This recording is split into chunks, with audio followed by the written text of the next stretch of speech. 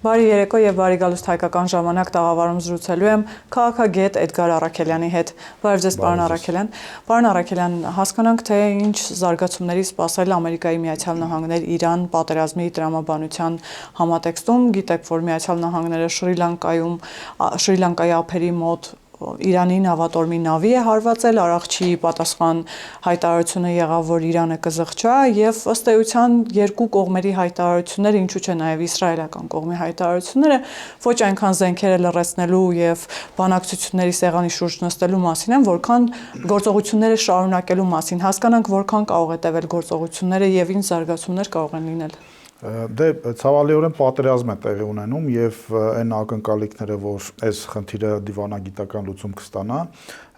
չարդարացվեցին եւ այսօր մենք տեսնում ենք, որ Իսրայելը նաեւ դաշնակցած Միացյալ Նահանգներին իրականացնում է այն ծրագիրը, որը վաղուց երևի պլանավորել էր հենց Նեթանյահուն եւ այս առումով Միացյալ Նահանգների ներկա վարչակազմը ի տարբերություն նախորդ վարչակազմի համախոհ է եւ մենք դրա արդյունքները տեսանք, սա արդեն երկրորդ ուրեմն ռազմական գործողություններ են ուղղված Իրանին եւ ըստ էության սա ավելի մասշտաբային ուրեմն գործողություններ են եւ այս տեսանկյունից բնականաբար Հայաստանի համար էլի սպառնալիքներ կան, իսկ թե որքան կտևի այս հակամարտությունը, համենայն դեպս Միացյալ Նահանգների պաշտոնական որոշակի տեսակետներ լսել ենք, որ այն կարող է մինչև 3-4 շաբաթ տևել, բայց կա նաև տեսակետ, որ այն մինչև սեպտեմբեր կարող է ձգձգվել տարբեր այսպես ուրեմն ինտենսիվությամբ։ Բայց կարծում եք Միացյալ Նահանգները կգնա երկարատև պատերազմի, որովհետև մինչ այդ նաև Թրամփը հայտարարել է, որ երկարատև պատերազմ չեն պատրաստվում սկսել Իրանի հետ, իրենք կարճ ժամանակահատվածում իրենց առջև դրված խնդիրը կատարելու են։ Տեսեք, նայած թե մենք ինչ նկատի ունենք երկարատև պատերազմը, դա երկարատև կարող ենք ենթադրել տարիների, ինչպես դա տեղի ունեցել Իրաքում կամ Աֆղանստանում եւ այլն, կամ ամիսների ու շաբաթների, ակնհայտ է, որ Միացյալ Նահանգները եւ Իսրայելը իդեմս Իրանի ունեն բավականին լուրջ ուրեմն հակառակորդ եւ այստեղ մտածել, որ 4-5 օրում իրենց առջև դրած խնդիրները կկարողանան կատարել, երևի այդքան տեղին չի եւ այդ առումով ես կարծում եմ, որ որոշակի կարճաժամկետ հեռանկարում միգուցե իրենց առջև դրած հիմնական խնդիրները կկարողանան լուծել կապված եւ Իրանի ռազմական օբյեկտների եւ ռազմական պոտենցիալի հետ, բայց միևնույն ժամանակ պետք է հասկանանք, որ դրանից հետո կարող են տեղի ունենալ process-ներ, որոնք այս պայդրությամբ իրենք չեն կանխատեսել կամ այս պայդրությամբ իրենց վերահսկողության ներքո չէ եւ այդ առումով տրամաբանական է, որ այս գործընթացը կարող է ոչ թե մի քանի շաբաթների, այլ մի քանի ամիսների այսպես գործընթաց լինել, նշեմ տարբեր ինտենսիվությամբ, այսինքն պարտադիր չի, որ օրինակ մի ամիս հետո այս ռմբակոծությունները կամ փոխադարձ ռմբակոծությունները լինեն նույն ինտենսիվությամբ, դրանք կարող են լինել, չգիտեմ, շաբաթական մեկ անգամ, ամիսը երկու անգամ, բայց դրանով հանդերձ դա նշանակում է, որ կոնֆլիկտը կամ պատերազմի այդ փուլը դեռևս շարունակվում է։ Պարոն Առաքելյան, նաև հասկանանք, թե Միացյալ Նահանգների գերխնդիրը որն է, որովհետև ԱՄՆ-ը տարբեր հայտարարություններ են հնչում նաև այդ իմաստով, խոսվում է ռեժիմի փոփոխության մասին, հետո Թրամփը հայտարարում է, որ ինքը պատրաստ է այս ռեժիմի հետ էլ բանակցություններ վարել։ Գերնպատակը որն է, ներսում ռեժիմ փոխել, թե այնուամենայնիվ միջուկային այդ համաձայնագրի շուրջ համաձայնության գալ։ Տեսեք, այստեղ կա Իսրայելի ցանկությունը եւ Միացյալ Նահանգների ցանկությունը, Իսրայելի ցանկությունը բնականաբար ըստ էության ռեժիմի փոփոխության հասնելն է։ Այստեղ բայց ես կարծում եմ, որ միգուցե Միացյալ Նահանգների համար, եթե օրինակ իրենք մտածեն, որ պատերազմը կարող է երկարատև բնույթ ունենալ այդ պարագայում, իրենք հրաժարվեն այդ մտքից եւ իրենց համար օրինակ ցանկալի տարբերակ լինի, եթե օրինակ Իրանում իշխանության գան ուրեմն քաղաքական այնպիսի թևեր, որոնք պատրաստ կլինեն գնալ բանակցությունների եւ կատարել Միացյալ Նահանգների ուրեմն ցանկությունները, այն է հրաժարվել ուրեմն այդ միջուկային ծրագրից եւ միջուկային ծրագրից նկատի ունեմ ռազմական կոմպոնենտով եւ երկրորդը հրաժարվել այդ հրթիռային արդյունաբերությունից, հատկապես հեռահար հրթիռների հետ կապված, եւ եթե Իրանում գա իշխանություն, ով այս նպատակները կամ այս ցանկությունները կկատարի, ես կարծում եմ, որ Միացյալ Նահանգները հաշվի առնելով այն հանգամանքը, որ իրենք չեն ցանկանում գնալ այս կոնֆլիկտի հետագա շարունակմանը, ապա միգուցե կգնան նման ուրեմն համաձայնության, իսկ բնականաբար Իսրայելին է, ինչպես նշեցի, իրենց հիմնական ցանկությունը այս փուլում արդեն, եթե հաշվի առնենք, որ իրենք արդեն հարվածներ հասցրել են իրանական միջուկային օբյեկտներին, այս փուլում նրանց համար առաջին ցանկությունը բնականաբար ռեժիմի փոփոխությունն է, ու այս տեսանկյունից նաև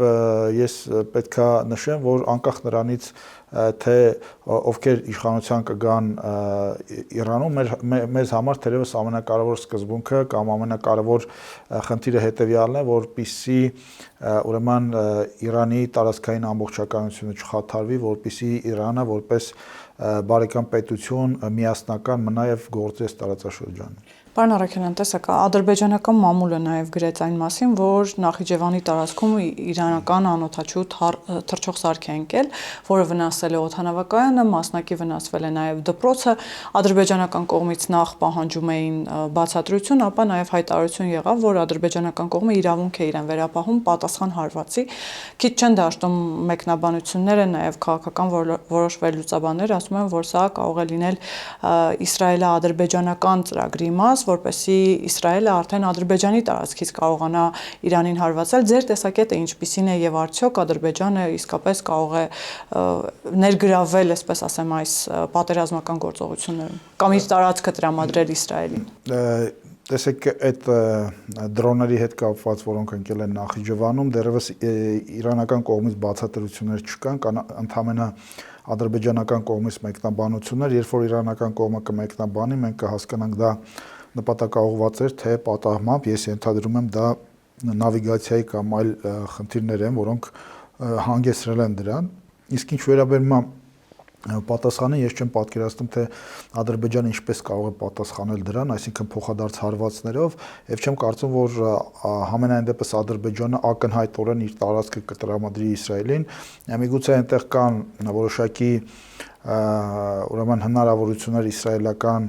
հետախուզական կամ չգիտեմ այլ միջոցներ, որոնց միջոցով Իսրայելը ուրեմն գաղտնի կերպով օգտագործելով այդ տարածքը հետախուզում է ադրբեջանական տարածքը, բայց դա ըստ էության արվում է գաղտնիության պայմաններում, բայց ակնհայտ գնալ Իրանի դեմ այս պայմաններում, երբ որ Իրանը հազարավոր կիլոմետր հեռավորության վրա կարողանում է այսօր հրթիռներով եւ դրոներով խոցել կոնկրետ թիրախներ, գնալ լինելով Իրանի հարևան գնալ նման ուրեմն հակադրության էսկալացիայի, ես կարծում եմ սա Ադրբեջանի համար խիստ վտանգավոր սցենար կարող է լինել եւ կարծում եմ, որ Ադրբեջանում այդ սցենարին չեն գնա, որքան էլ որ նրանք երաշխիքներ ունենան, չգիտեմ, Իսրայելից կամ Միացյալ Նահանգներից։ Վերադառնանք ներհայաստանյան քաղաքական դաշտ եւ քաղաքական կյանքի նաեւ հայտարարություններին, նախ երևի սա ավելի շատ հումոր կարելի է ընկալել, հայոց արծիվները հայտարարություններ տարածեց, որ իրենք պատրաստ են ջոկատներ կազմել եւ գնալ Իրան, որպեսզի կարողանան մարտական գործողությունների մասնակցել։ Ընդհանուր առմամբ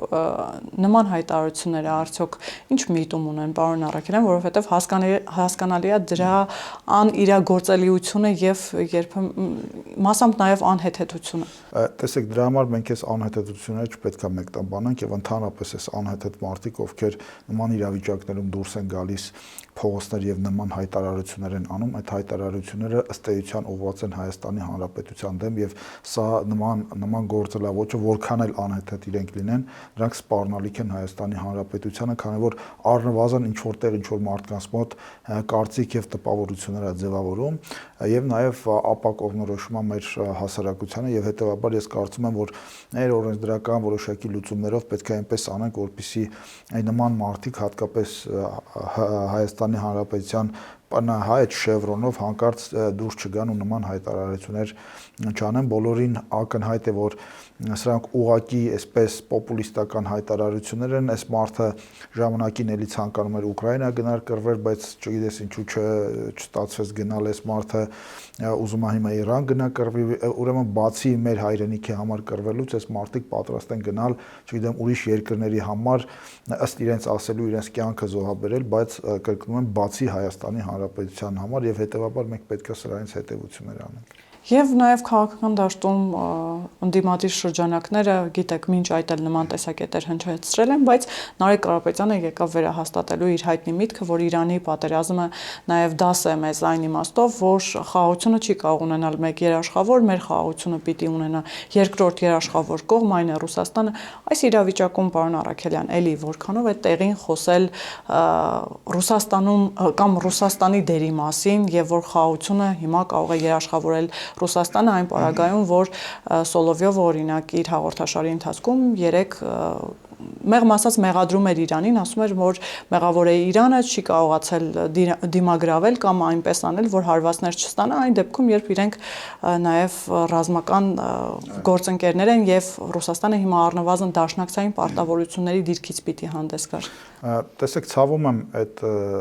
Սամվել Կարապետյանի զարմիկի համար իր աշխարհաքաղաքական գիտելիքների ուրեմն այդ մակարդակի համար, քանի որ մարդիկ ովքեր հավակնում են Հայաստանում իշխանություն լինել, այդ մարդիկ պետք է խորը գիտելիքներ ունենան ընդհանրապես եւ այդ երաշխավորների մասին եւ աշխարհաքաղաքական զարգացումների, մինչդեռ իրենց համար միակ աշխարհաքաղաքական, այսպես կենտրոնը, որին հայացքը ուղղված է, դա Ռուսաստանն է, դա էլ պայմանավորված է նրանով, որ իրենց ամբողջ բիզնեսները Ռուսաստանում են գտնվում եւ հետեւաբար իրենք պաշտպանել են ոչ թե Հայաստանի Հանրապետությանը, այլ Ռուսաստանի Դաշնության շահերը։ Ինչ վերաբերում է երաշխավորներին, ապա տեսեք նույն Ռուսաստանը, Միացյալ Նահանգները եւ եվրոպական էլի երկրներ ժամանակին երաշխավորում էին Ուկրաինայի անվտանգությունը եւ տարածքային ամբողջականությունը։ Հիմա ինչա կատարվում Ուկրաինայում։ Նույն ուրեմն Ռուսաստանը, Միացյալ Նահանգները եւ Ֆրանսիան, ովքեր ըստ էության երաշխավոր էին Մինսկի խմբում այդ բանակցությունների, մենք տեսանք թե այդ բանակցություններից դուրս ինչ տեղի ունեցավ եւ էլի այդտեղ երաշխավորը Ռուսաստանն էր։ Նույն Ռուսաստանը երաշխավոր էր Արցախի համար, ընդ որում Ռուսաստանի նախագահը հայտարարեց, որ իրենց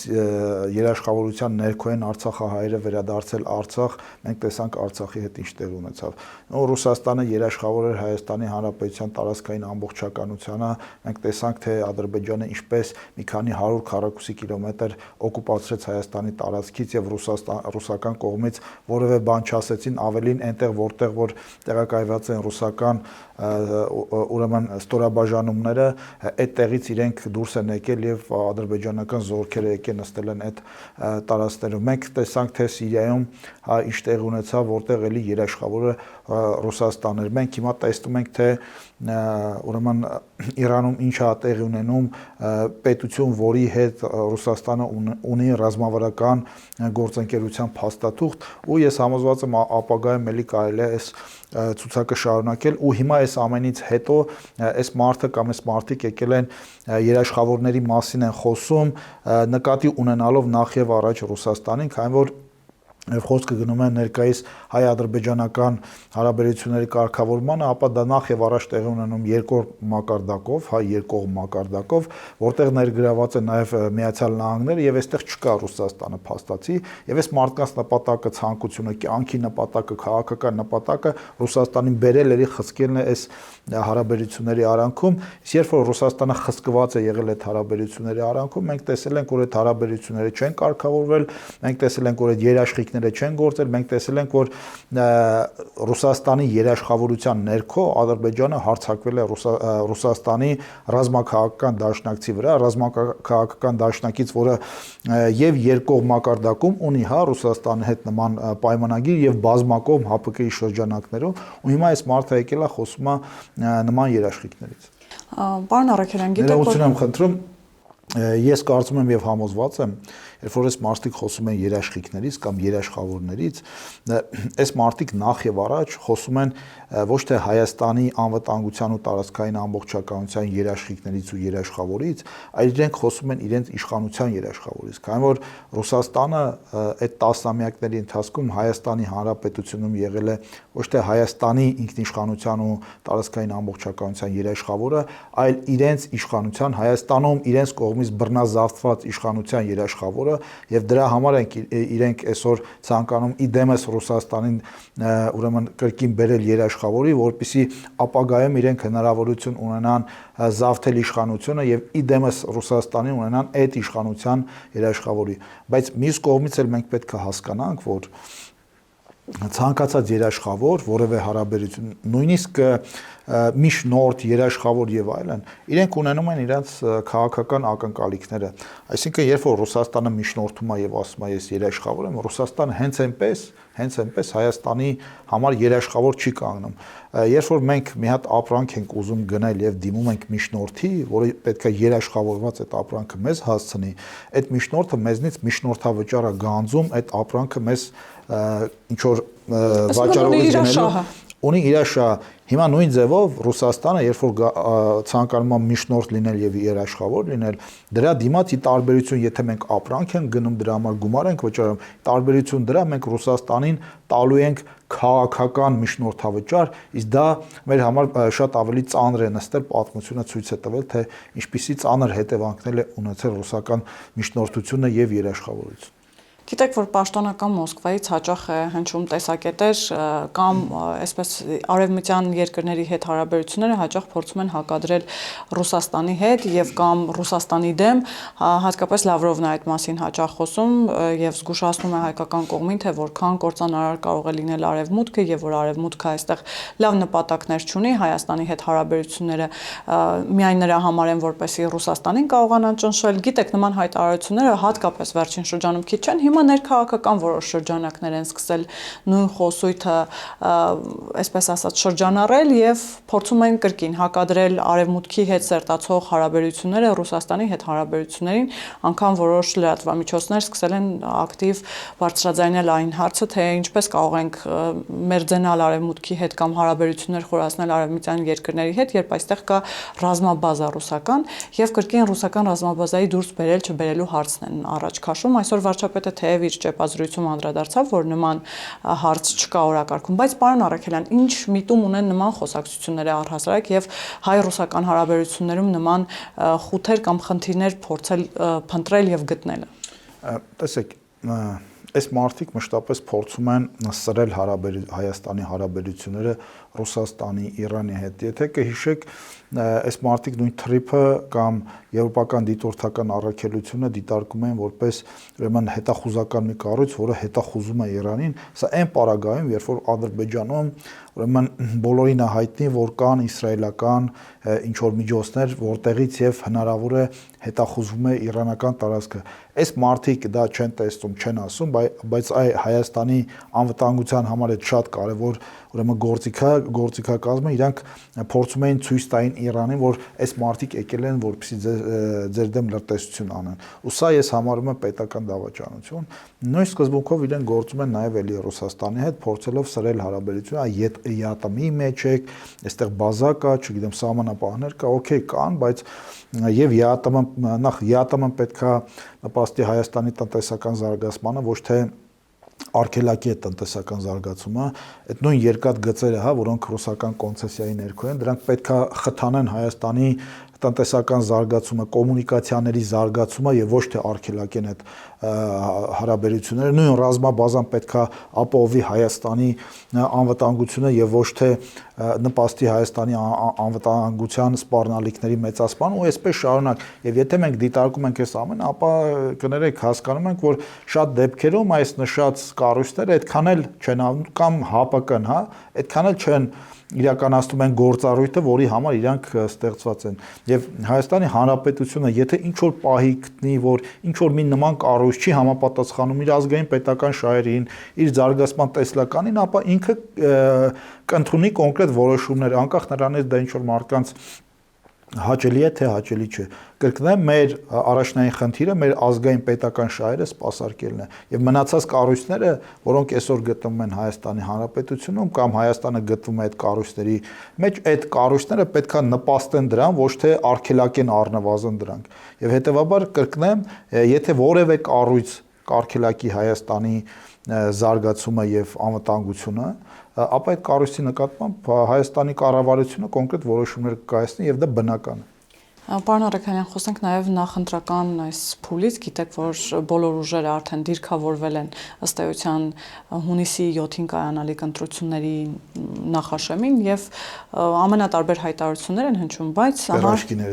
պերաշկիներից սկսած, այո, բայց Հանրապետական կուսակցությունը կարծես թե շարունակում է զարմացնել այն իմաստով, որ պատիվ ունեմ խմբակցության падգամավորը հայտարարեց, որ իմպիչմենտի գործընթաց են սկսելու, դրան զուգահեռ փողոցային պայքար են սկսելու։ Պարոն Արաքելյան, վերջին 8 տարիներին նման միջադեպերը քիչ չեն եղել կամ նման փորձերը իմպիչմենտի փորձ, փողոցային պայքարի փորձ, բայց երբ ընտրություններին մնացել են ընդամենը 3 ամիս, նպատակահարմարությունը եւ իմաստը։ Տեսեք, այստեղ իհարկե որոշակի մարազմի հասնող գործընթացներ կան, չնայած ես կարծում եմ, որ այնուամենայնիվ Հանրապետականում հումորով մարդիկ կան, որ այսի գարնանային քաղաքական հումոր է, եւ ես չեմ բացառում, օրինակ մարդիկ կային, չէ, որ օրինակ այդ Սամվել Կարապետյանի զարմիկը հայտարարում է, որ իրենց հոպարը այնքան ուժեղ է, որ ստիպեց 10,000 դրամով թոշակները բարձրացնել։ Ես չեմ բացառում, օրինակ, որ երբ որ արդեն կմոտենանք ընտրություններին, հա, դա հունիսի 7-ն է, ու նորից այդ զարմիկը հայտարարել է, տեսեք իմ հոպարը ստիպեց, որ ասենք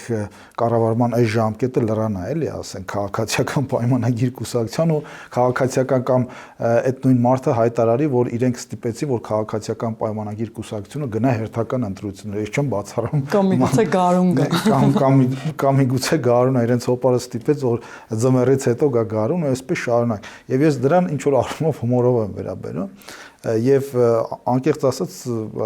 լուրջ չի նման հայտարարությունները ելի եմ ասում, ես կարծում եմ, որ Հանրապետականում ինչ որ մեկը լավ հումոր ունի ու էսի գարնանային քաղաքական լավ հումորը մեր տրամադրությունները բարձրացնելու ընտրություններից առաջ։ Քանի որ մեր ձևով ուժից խոսեցիք, ուժեղ Հայաստանից, տեսեք, այնտեղ էլ կարծես թե հումորի պակաս չկա, հիմա Սամվել Կարապետյանը արհեստական բանականությամբ ելույթ ունեցավ, հիմա անցել են արդեն արհեստական բանականությամբ գեներացված քաղաքացիներին եւ նրանց խնդիրները լուծելով միստր ուժը այդպես բոլոր քաղաքացիներին խոսք է տալիս լուծել նրանց խնդիրները, բայց ցավն այն է, որ այդ քաղաքացիները գեներացված են արհեստական բանականությամբ։ Նրանք մասնակցելու են ընտրություններին, պարոն Արաքելյան։ Ես չգիտեմ, պետք է իրանց այդ հարցը տալ, թե իրանց կողմից գեներացված օրինակ արհեստական բանականությամբ գեներացված օլիգարխը կմասնակցի ընտրություններին, թե չի մասնակցի, եւ ի տարբերություն ես կարծում եմ հանրապետականների իրանց խնդիրը խնդրեմը նրանում է, որ իրանք էս ամենին լուրջ են վերաբերում ու լուրջ են մոտենում, հումորով չեն վերաբերում, ու սա իրանց կողմից հումոր չի, սա իրականություն է իրանց կողմից, այդ է ես կարծում եմ հանրապետականի ու իրանց տարբերությունը։ Եվ հասկանանք նաև առաջին նախագահի ակտիվությունը եւ հայտարարությունները, գիտեք, առաջին նախագահը վերջին օրերին ակտիվ հայտարարություններ է անում, որ պետք է համախմբվել Սամվել Կարապետյանի շուրջ, միայն նա է, որ կարող են դիմադրի դաշտը համախմբել, երկիրը այս վիճակից հանել, Նիկոլ Փաշինյանին իշխանությունից հեռացնել եւ այսպես շարունակ հակից հայտարարում են, որ երրորդ հանրապետության հիմնադիրը հանդես է գալիս վերկուսակցական դիրքերից եւ հիմա իր վրա է վերցրել քաղաքական պատրիարքի Քաղաքական պատրիարքի նպատակը եւ նաեւ ակտիվությունը հիմա ինչով է պայմանավորված նման հայտարարությունները։ Տեսեք, ես կարծում եմ, որ Լևոն Տեր-Պետրոսյանը վատ շրջապատ է ընկել եւ վերջին հատկապես մի քանի տարիների նրա քաղաքական գործունեությունը դրա մասին է խոսում ու սկսել է չգիտեմ օլիգարխների հետ ընկերություն անել հատկապես քաղաքական դաշտում մենք հիշում ենք Լևոն Տեր-Պետրոսյանի եւ Գագիկ Ծառուկյանի համագործակցությունը, երբ որ այս մարդը ողջևորեց Գագիկ Ծառուկյանին, որ նա բուրժուական այդ հեղափոխության առաջնորդն այդ մարդը գնաց տեսանք ինչ հետ է կատարվավ, հիմա ողջևորվում է Սամվել Կարապետյանին, չգիտես ինչու, բայց այս բոլորին միավորում է փողը եւ շատ փողը եւ ցավում եմ, որ Լևոն Տեր-Պետրոսյանը մարդկանց, որոնց ժամանակին համարում էր քրեա օլիգարխիկ համակարգի ուրեմն հենասյուները, հիմա Լևոն Տեր-Պետրոսյանը դարձել է այդ քրեա օլիգարխիկ համակարգի ուրեմն ներկայացուցիչների քաղաքական կներեք սազանդարը, երբ որ սազը առել է եւ սկսել է աճ ու ձախ գովերքել այս մարդկանց, երևի փողի քսակից է գալիս, չեմ կարող ասել, բայց այնուամենայնիվ անկեղծ եմ ասում, իմ համար դա ցավալի է տեսնել Լևոն Տեր-Պետրոսյանին, որին ներկայացնում են քաղաքական մտքի գիգանտ եւ այլն, եւ որը ըստ էության Հայաստանի Հանրապետության գոնե առաջին նախագահն է, այսօր այս մարդկանց շարքերում է, մարդկանց, որոնց դեմ նախկինում ինքը պայքարում էր կամ գոնե ցույց էր տալիս, որ պայքարում էր, եւ այսօրվա իրադարձությունները ցույց են տալիս, որ կա արդեն լուրջ կասկածներ, որ այս մարդը ոչ միայն չէր պայքարում կոնկրետ այս մարդը, այլ այս մարդը իրենցից մեկն էր կամ մտածելակերպով կամ Հայաստանի ապագայի նկատմամբ իր մոտեցումներով, եւ այդ առումով անկեղծ ինձ համար ցավալի է, տեսեք, մենք խոսում ենք Ռոբերտ Քոչարյանից, այս ամբողջ, այս ընդդիմություն կոչվածի նպատակը կամ ցանկությունները ուրեմն ոչ թե այնա, որ իրենք են ուզում գան իշխանության, այլ այնա, որ իրենք ցանկանում են Ռոբերտ Քոչարյանին էլի բերել իշխանության, անկախ նրանից, թե մեկի հոպարն է, ինչ որ ուժեղ տղա, այսպես ճակերտավոր, մեկը չգիտեմ, այլ նոյան տապանա սարքում եւ այլն, այս բոլորի նպատակը մեկն է, այս բոլորը ցանկանում են Ռոբերտ Քոչարյանին իշխանության բերել եւ այդ որոշումը ես կարծում եմ Մոսկվաներում արդեն կայացված է եւ այնտեղ իրենց համար առաջին տեխնացուն դա Ռոբերտ Քոչարյանն է եւ եթե այս ուժերը կհավաքեն որոշակի ձայներ եւ հնարավորություն կունենան ուրեմն իշխանափոխություն կամ կրկին հեղաշրջում անել Հայաստանի Հանրապետությունում, ապա իրենք անկասկած ձայնը կտան Ռոբերտ Քոչարյանին, քանի որ այդ նույն Մոսկվայից մեկ զանգով իրենց կասեն, որ այդ ձայները տան Ռոբերտ Քոչարյանին եւ տեսեք, երբ որ 97-98 թվականներին Լևոն Տեր-Պետրոսյանը Ռոբերտ Քոչարյանին բերեց եւ փաթաթեց հայ ժողովրդի վզին, այն ժամանակ էլ ինքը շատ սիրուն փաթեթավորեց այդ ամենը, ներկայացրեց, որ սրա հեղինակը Վազգեն Սարգսյանն է ու հեռացավ։ Հիմա էլի այս մարդը ուզում է Ռոբերտ Քոչարյանին բերի փաթաթի հայ ժողովրդի վզին, այս անգամ Սամվել Կարապետյանի եւ մյուսների միջոցով, բայց ես կարծում եմ, որ դա մենք թույլ չենք տա եւ կարծում եմ, որ հասարակությունը իր քաղաքական գիտելիքներով եւ անցյալի փորձով շատ ավելի գրագետ է եւ պատկերացնում է, թե ինչ է տեղի ունենում եւ իր ընտրությամբ հերթական եւ վերջնական անգամ կմերժի այս Լևոն Տեր-Պետրոսյանի ասած քրեա օլիգարխիկ համակարգին։ Պարոն Արաքելյան, քանի որ Նոյան Տապանից խոսեցիք, այսպես լավատեսություն եմ ուզում հայտնել, որ մինչև ընտրություններ որևէ մեկը չի հայտարարի տրոյական ձի կառուցելու մասին, լավատես լինենք եւ հա, մեծ առումով դա տրոյական ձի է Հայաստանի Հանրապետության համար, քանի որ այս մարդկանց նպատակը, հա, Նոյան Տապանի այսպես գաղափարով, հա, այսպես քրիստոնեական, հատկապես իրանք ունեն մի հատ շատ այսպես Աստծուն հավատացող կաթողիկոս, իրանց այդ նպատակը ոչ թե Հայաստանի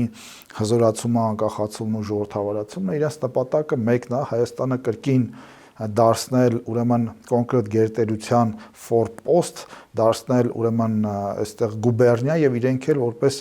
մեկը գուբերնատորի, մեկը մեր գորոդի, մեկը վիցեմեր գորոդի, մեկը չգիտեմ իրենց խոսքերով ասած դեպուտատի կարգավիճակներով այս երկրում ապրեն։ Եվ վերջում անդրադառնանք նաև հոգևոր դասին, որոնց դուք մատնանշեցիք, Ռուսաստանի եւ Նոր Նախիջևանի թեմի առաջնորդը 10-ին հարցազրույց է տվել ռուսական եւ այնտեղ որոշակի հայտարարություններ է արել, նախ հորդորում է իշխանություններին, հիշեցնում է սահմանադրությունը, որ իրենք իրավունք չունեն խառնվելու եկեղեցի գործերին, իշխանությանը նկատի ունի, սակայն ինքը իշխանությանը որոշակի ուղղորդումներ այնուամենայնիվ արել է եւ ասում է, որ այն մարդը, ով կհամարձակվի դատել եւ կամ դատապարտել եւ կամ դատավճիռ կարդալ կաթողիկոսի համար, ժողովրդի կողմից անիծվելու է, կրկին անեծքից է խոսում, ասում է, որ պիտի վախենակ կաթողիկոսի մոտենալուց առաջ, անեծքից պիտի վախենակ եւ ասում է, որ հիմա ժամանակն է, որպեսզի եկեղեցականները համախմբվեն եւ մերկացնեն այս իշխանություններին եւ ցույց տան, որ նրանց արարքները հակասահմանադրական են։ ըստ էության նույն բանի մասին են խոսում, այսինքն իշխանությունն էլ է տևական ժամանակ հայտարարում, որ եկեղեցին իրավունք չունի խառնվելու քաղաքական հարցերին, քաղաքական հայտարարություններ անելու։ Հիմա հասկանանք որտեղից է անհասկացվածությունը եւ խզվածությունը։ Ըստ էության ստացվում է երկուսն է սահմանադրությանն են հղում անում, ընդ որում եկեղեցին այդտեղ կոպիտ խախտումներ է անում։ Տեսեք, այս մարդիկ ես կարծում եմ եւ Կատրի Ներսիսյանը եւ չգիտեմ իր եղբայր Եզրասը եւ որոշ բարձրաստիճան հոգեվարականներ ես կարծում եմ հիմա արդեն մեր ազգային ողբերգությունն են եւ մեծ առումով իրենք այլևս նույն եթե խոսքը վերաբերում է Եզրասին, իրենք մեծ առումով ազգային անվտանգության սպառնալիք են այլևս Հայաստանի Հանրապետության համար եւ պատահական չի, որ հենց Եզրասը Ռուսաստանից ռուսական պետական գործակալության ուրեմն եթերում խոսում է Հայաստանի դեմ, Հայաստանի իշխանության դեմ, նման բան կարող են անել միայն ես կարծում եմ, որ Հայաստանի պետության դեմ կարող են գործել պարզապես պետական դավաճանները, ովքեր երրորդ երկրներում ծվարել են եւ ուրեմն խոսում են Հայաստանի Հանրապետության դեմ, վերադարձեք Հայաստան եւ եթե ասելիք ունեք Հայաստանում, խոսեք Հայաստանի մասին կամ նույնիսկ Հայաստանի դեմ, Հայաստանի ներսում, այլ ոչ թե երրորդ երկրի պետական ուրեմն լրատվամիջոցի եթերում խոսեք Հայաստանի մասին, առավել քան ակնհայտ է եւ առավել քան հաստատվում են այն փաստերը, որի մասին խոսել էր կամ որի հետ կապված մեր ԱԱԾ-ն հրապարակում էր իրականացրել, որ ուրեմն Եզրասը հանդիսացել է KGB-ի գործակալ եւ այսօր էլ շարունակում է իր համագործակցությունը երրորդ երկրի ուրեմն անվտանգության ծառայությունների հետ, թե որ երկրի անվտանգության ծառայությունների մասին է գնում խոսքը, մենք կարող ենք կռահել այն լրատվամիջոցից, որին ինքը ըստ էության հարցազրույց է տվել։ Շնորհակալ եմ, պարոն Արաքելյան։ Ես եմ շնորհակալ։ Հիշեցնեմ, որ զրուցակիցս քաղաքագետ Էդգար Առաքելյանն էր, կհանդիպենք։